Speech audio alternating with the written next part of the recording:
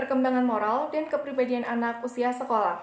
Saya akan menyampaikan materi pertama, yaitu tentang pengertian moral. Moral berasal dari kata mores, yang berarti tata cara, kebiasaan, dan adat. Menurut Piaget, hakikat moralitas adalah kecenderungan menerima dan menaati sistem peraturan. Menurut Colbert, aspek moral adalah sesuatu yang tidak bisa dibawa dari lahir, tetapi sesuatu yang dapat berkembang atau dapat dipelajari. Kedua, ada perkembangan moral. Menurut Santro, perkembangan moral adalah perkembangan yang berkaitan dengan aturan mengenai apa yang seharusnya dilakukan oleh manusia dalam interaksinya dengan orang lain. Teori Colbert tentang perkembangan moral merupakan modifikasi dan penyempurna atas teori-teori perkembangan kognitif Piaget.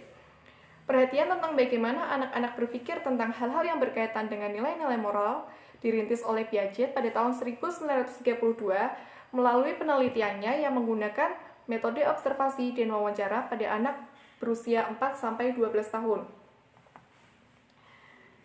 Nah, dari hasil penelitiannya, Piaget membagi tahap-tahap perkembangan moral berdasarkan cara penelarannya. Yang pertama, pada anak berusia 4-7 tahun, itu tahap moralitas heteronom. Pada tahap ini, cara berpikir anak tentang keadilan dan peraturan bersifat objektif dan mutlak. Artinya, tidak dapat diubah dan tidak dapat ditiadakan oleh kekuasaan manusia. Yang kedua, anak berusia 7-10 tahun, tahap transisi, di mana anak dapat menunjukkan sebagian sifat dari tahap moralitas heteronom dan sebagian dari sifat lain dari tahap moralitas autonom. Yang ketiga, anak berusia 10 tahun dan seterusnya. Di sini ada tahap moralitas autonom, di mana anak dapat menunjukkan kesadaran bahwa peraturan dan hukum itu diciptakan oleh manusia. Oleh karenanya, dalam menilai suatu perbuatan, anak-anak selain mempertimbangkan akibat-akibat yang ditimbulkan oleh suatu perbuatan, juga sekaligus mempertimbangkan maksud dan ikhtiar dari si pelaku. Nah, dalam kategori perkembangan moral, Colbert mengemukakan 3 tingkat dengan 6 tahap perkembangan moral. Yang pertama, ada pra-konvensional. Pada tingkat ini, aturan berisi aturan moral yang dibuat berdasarkan otoritas. Anak tidak dapat melanggar aturan moral karena takut ancaman atau hukuman dari otoritas. Pada tingkat ini, ada 2 tahap.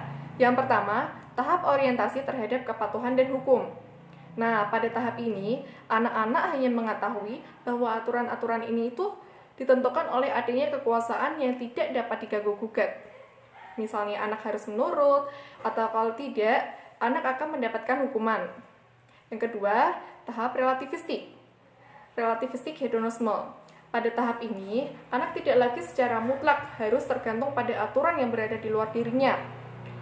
Anak mulai sadar bahwa setiap kejadian itu mempunyai beberapa segi yang bergantung pada kebutuhan dan kesenangan seseorang. Yang kedua, ada tingkat konvensional, di mana pada tingkatan ini, anak mematuhi aturan yang dibuat bersama agar diterima oleh kelompoknya atau masyarakat. Tingkatan ini juga terdiri dari 2 tahap. Yang pertama, tahap orientasi mengenai anak yang baik. Pada tahap ini, anak mulai memperlihatkan orientasi perbuatan yang dapat dinilai baik atau tidak baik oleh orang lain atau masyarakat.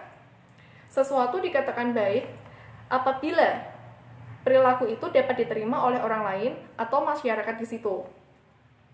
Yang kedua, ada tahap mempertahankan norma sosial dan otoritas. Nah, pada tahap ini, anak menunjukkan perbuatan baik dan benar bukan hanya agar diterima oleh lingkungannya sendiri, tetapi juga bertujuan agar dapat ikut mempertahankan aturan dan norma-norma sosial yang bergerak sebagai kewajiban dan tanggung jawab moral untuk melaksanakan aturan yang ada. Yang ketiga, ada pasca konvensional. Nah, pada tingkat ini, anak dapat mematuhi aturan untuk menghindari hukuman atas kata hatinya. Tingkat ini juga terdiri dari 2 tahap. Yang pertama, tahap orientasi terhadap perjanjian antara dirinya dengan lingkungan sosial. Pada tahap ini, ada hubungan timbal balik antara dirinya dengan lingkungan. Seseorang dapat menaati aturan sebagai kewajiban dan tanggung jawab dirinya dalam menjaga keserasian hidup masyarakat. Yang kedua, ada tahap universal. Nah, pada tahap ini, selain ada norma pribadi yang bersifat subjektif, ada juga norma etik, baik atau buruk, benar atau salah, yang bersifat universal. Sebagai sumber menentukan sesuatu perbuatan yang berhubungan dengan moralitas.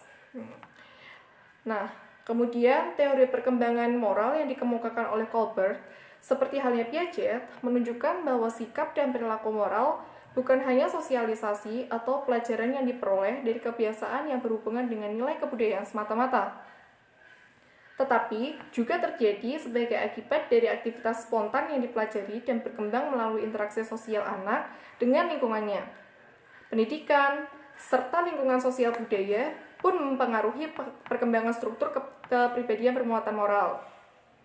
Nah, di sini ada faktor-faktor yang mempengaruhi perkembangan moral yang akan disampaikan oleh teman saya, Igusti Viana Anggita. Baik, saya akan melanjutkan materi dari Kak Nadia, yaitu faktor-faktor yang mempengaruhi perkembangan moral. Yang pertama ada perubahan dalam lingkungan. Perubahan dan kemajuan dalam berbagai bidang membawa pergeseran nilai moral serta sikap warga masyarakat. Di tengah perubahan dapat terjadi kemajuan atau kemerosotan moral. Perbedaan perilaku moral individu sebagian adalah dampak pengalaman dari lingkungan nilai masyarakatnya. Ini memacu proses belajar dan perkembangan moral. Yang kedua, struktur kepribadian. Psikoanalisa menurut Freud menggambarkan perkembangan kepribadian termasuk moral, dimulai dengan sistem LD, selaku aspek biologis yang irasional dan tak disadari. Diikuti aspek psikologis yaitu subsistem ego yang rasional dan sadar. Kemudian pembentukan superego sebagai aspek sosial yang berisi sistem nilai dan moral masyarakat. Selanjutnya adalah pengertian kepribadian. Kepribadian atau personality adalah sifat dan tingkah laku khas seseorang yang membedakannya dengan orang lain. Kepribadian atau psyche adalah mencakup keseluruhan pikiran, perasaan dan tingkah laku, kesadaran dan ketidaksadaran. Dan yang terakhir ada perkembangan kepribadian. Kepribadian merupakan unsur-unsur unik tingkah laku yang bersifat menetap dan berulang ataupun unsur-unsur yang baru dan unik. Pembentukan kepribadian pada anak tidak terlepas dari proses pendidikan yang dilakukan oleh orang tua dan orang yang bertanggung jawab atas keberlangsungan hidup seorang anak. Pembentukan kepribadian dilakukan agar karakteristik psikologis seorang yang berkaitan dengan kecenderungan untuk berhubungan sosial dengan orang lain, khususnya yang berkaitan dengan keramahan, pengendalian diri, keaktifan, kegembiraan, dan kegairahan. Dan materi yang selanjutnya akan disampaikan oleh Uswa. Saya akan memaparkan materi yaitu proses perkembangan kepribadian. Proses perkembangan kepribadian itu ada 3. Yang pertama pendidikan langsung, kedua identifikasi, ketiga itu proses coba-coba atau trial and error. Yang pertama pendidikan langsung melalui penanaman pengertian tentang tingkah laku pribadi yang sudah dan benar atau baik dan buruknya dari orang tua, orang dewasa lainnya atau guru. Yang kedua itu identifikasi, dengan cara mengidentifikasi atau meniru penampilan seseorang yang menjadi idolanya. Yang ketiga itu proses coba-coba, dengan cara mengembangkan tingkah laku semacam coba-coba. Tingkah laku yang mendatangkan pujian atau penghargaan otomatis akan dilanjutkan atau dikembangkan, sedangkan tingkah laku yang mendatangkan hukuman atau celaan akan otomatis dihentikan. Para ahli psikologi mengemukakan beberapa teori mengenai jenis atau isi kepribadian seorang manusia. Yang pertama George itu membagi membagi tipe gaya kepribadian menjadi 12. Yang A, kepribadian yang mudah menyesuaikan diri. Yang B itu kepribadian yang berambisi. C, kepribadian yang mempengaruhi. D, kepribadian yang berprestasi. E, kepribadian idealis. F, kepribadian yang sabar. Dan G, kepribadian yang mendahului. H, kepribadian yang perspektif. I, kepribadian yang peka. Dan J, kepribadian yang berketetapan. Dan kedua itu Immanuel Kant memberikan gambaran mengenai kepribadian sebagai berikut. Yang pertama, A, tipe sanguin. Memiliki banyak kekuatan, semangat dan dapat membuat lingkungannya itu menjadi gembira dan senang. Yang kedua itu tipe pragmatis. Itu tenang, dapat menguasai dirinya dengan baik dan mampu melihat permasalahan dengan baik, secara baik dan mendalam. Yang ke C itu tipe melankolik, mengedepankan perasaan, peka, kesensitifan, dan mudah dikuasai oleh mood. Yang D itu tipe kolerik, berorientasi pada tugas, disiplin dan bekerja keras, setia dan dapat bertanggung jawab. Dan terakhir yaitu tipe asertif, mampu menyatakan ide, pendapat, gagasan secara tegas, tetapi pembawanya itu halus, sehingga tidak mudah menyakiti perasaan orang lain. Faktor yang mempengaruhi kepribadian dalam hidupnya itu ada 2 faktor, yaitu pertama faktor internal, yang kedua itu faktor eksternal. Yang faktor internal itu biasanya merupakan faktor genetik atau bawaan. Faktor genetis maksudnya adalah faktor yang berupa bawaan dari lahir, merupakan pengaruh keturunan dari salah satu sifat orang tuanya ataupun kombinasi atau gabungan dari sifat kedua orang tuanya.